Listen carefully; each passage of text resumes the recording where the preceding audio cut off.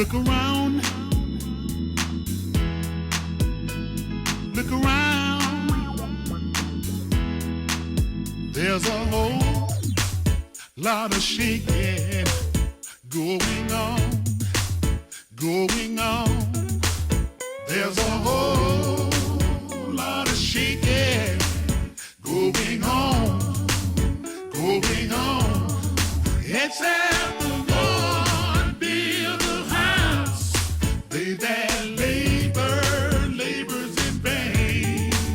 There's a whole lot of shaking going on, going on. Let me say it again. There's a whole lot of shaking going on, going on.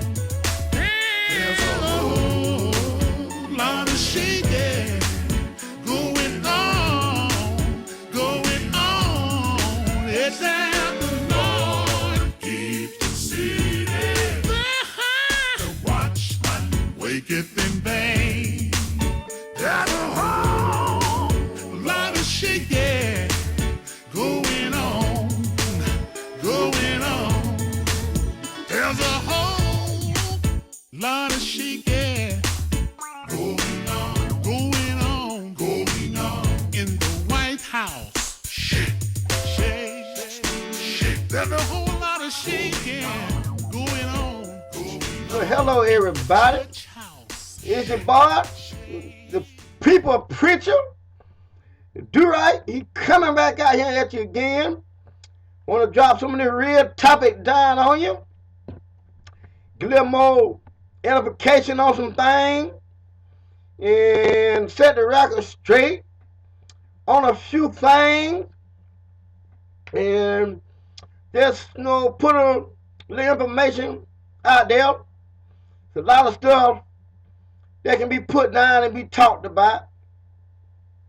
And have a little few technical difficulty on a few series I was trying to put up together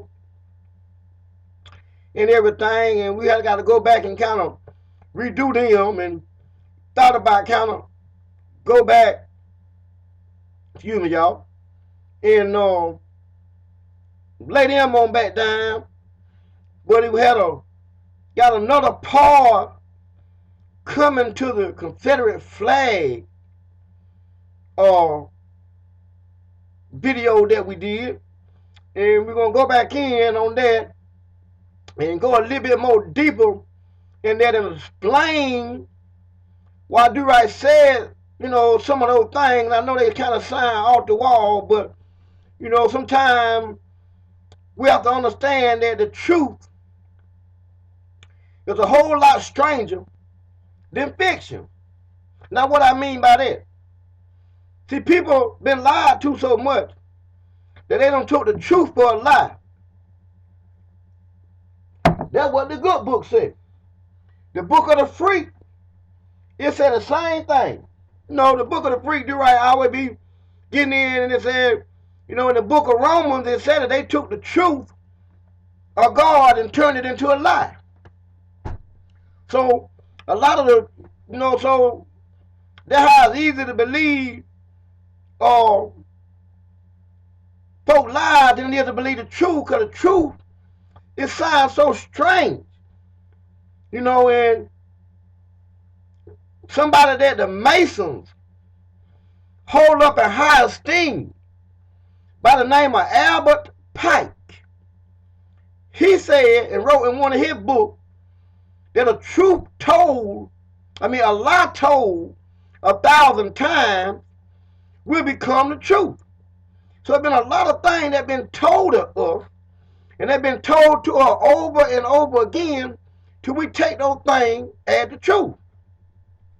But now we're in a time now where the God or the Great Spirit or the MacD, or whatever you call it, or the Yahweh or the Buddha or the Krishna or whatever name you call it,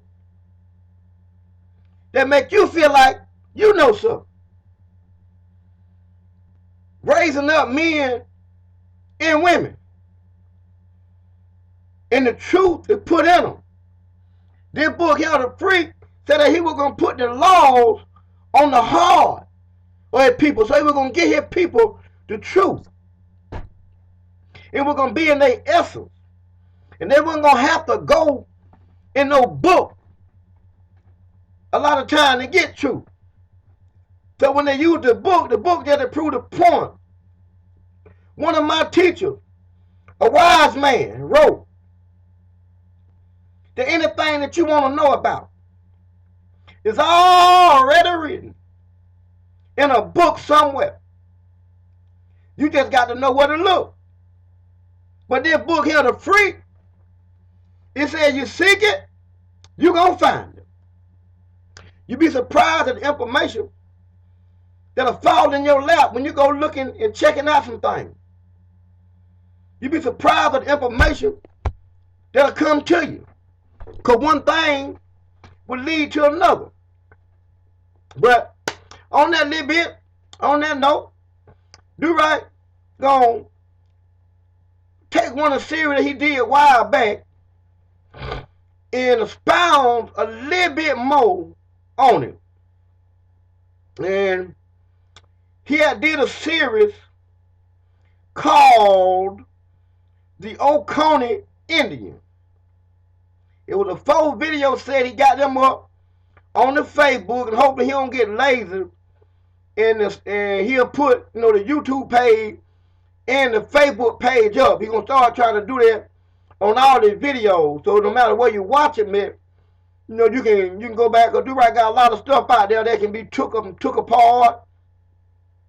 And he's looking at probably taking his videos and having them transcribed down to text form, and the Great Spirit and the Lord and the Allah and the Buddha and the cup with the 2 grapes in it,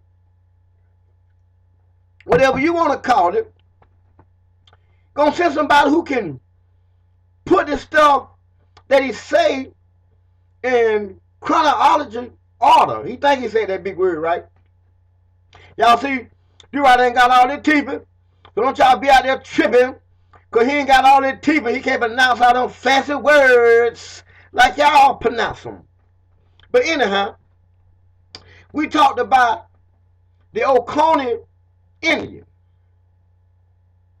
And that how the Oconee Indian was the chief or the parent stock of what is known today as the Seminole Indians. Now, the word Indian itself is a misnomer for the people who are already on this soil. Because Indians come from India. And these people that was already here, they didn't come from no India. They was already here.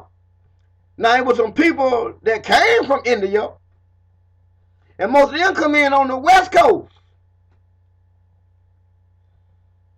before the so-called European or North Africans start coming. Yeah, that's the truth. But anyhow, some people going to wrestle with it. They're going to do with it what they feel like they can do about it.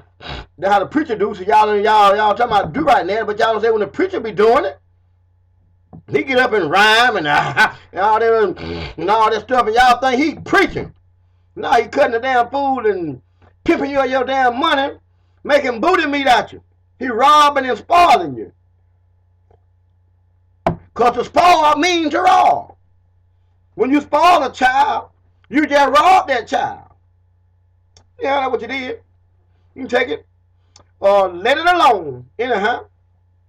But it was said that the Seminole Indian was the children of what is called the Oconee Indians. And the Oconee Indians are said to have moved off their land. And they moved up around on the Chattahoochee and the Catoosa River for a while. And then they moved down into Florida and became known as Seminoles. Now, white folk tell you, and when I say white folk, I ain't talking about a skin tone. I'm not talking about a skin tone. I'm talking about rich folk. Cause rich Caucasian don't care nothing about poor Caucasian. Rich Negroes don't care nothing about poor Negroes. But all rich folks, I don't care what their color or their nationality is, they get along great. They have separate parties together, and they mix and mingle and marry in among one another. See, so when I say, because Do-Right did in one of his series, I can't think of the name of it, well, it was, he brought a book out whether white or black had nothing to do with your skin tone. It was a status. And then you had Negroes who owned the slaves, who were slave owners. They got along with good white. They got along real good with the white slave owners. All the owners got along good together. It ain't just the truth. You can deal with it, or you can let it alone. But you know, you do with it what you do about it. But now, Do-Right knows it, and he likes to look into some things. And this is what he found out about the Seminole. First of all, the white folk had a word for Seminole. For them, Seminole meant runaway. These were they slaves that was running away from their plantation from the hard bondage that they were putting on them. And then they ran and mixed in among us. And see, they mixed in among us and started living the lifestyle like what we were living. Now, many of these people were Caucasian people. They were what we would call today mixed folk. They would be what we call today mulattoes, you know. Like the George Jefferson, they were zebras. And see, that ought to open up some ears and some eyes and get some minds to thinking and running when you think about, when they be talking about the blue versus the gray. Who was the gray? Because black and white supposed to give you gray. You had the blues versus the gray. They give you that. In the college football all-star game, they got the blue versus the gray. You know. It's funny how they put the stuff right there in front of your face, but they engage in and talk to so many lies that you don't want to, you can't even see the truth, even though it's right there in front of your face. But these were the Seminole of them were the runaway, them were the people who were running away to be with the indigenous governments here. Because Indian, the word Indian only means to be a native. Do-Right is said to be a United States citizen. But he a native of the part they call Georgia. But he is aboriginal to the soil. Meaning he came along with the soil. So just because you're a native don't mean you're an aborigine. Because just because you were born here don't mean that your bloodline go back from him. Nah. But the word Seminole meant runaway, and they were talking about the so-called slaves who were running away from the different colonies and joining on to be with people like the Eufaula Indian, the Oconee Indian, the Yamassee Indian, the Stony Indian, the Gullah Indians, and these are names that the white folk gave you. These ain't the name you gave yourself. Everywhere they went, white folk, they went by naming everything what they wanted to call it. But then Do-Right find out that the Seminoles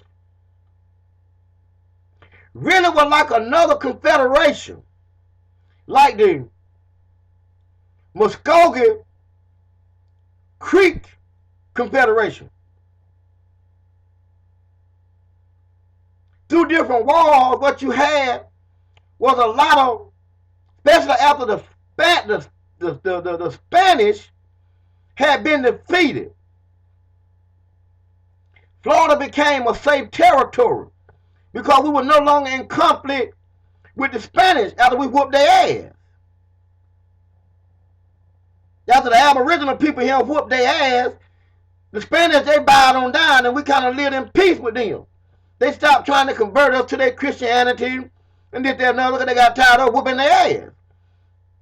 You see, the thing about a bully, you ain't even got to whoop the bully ass. All you got to do is be willing to fight him back, and he'll leave you alone.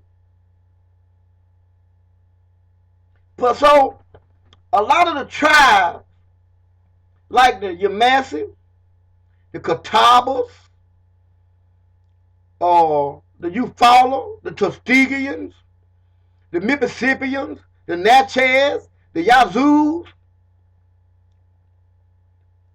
a lot of these tribes from Virginia, North Carolina, with a lot of ones in like North Carolina and Virginia, they moved up into what is known as the Midwest. They moved into places like Michigan and Ohio, and they became known as the Benel tribe of people. The Benel tribe of people.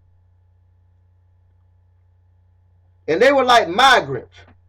They were only migrating and moving around because of the threat of white folk. Bottom line. Or rich folk.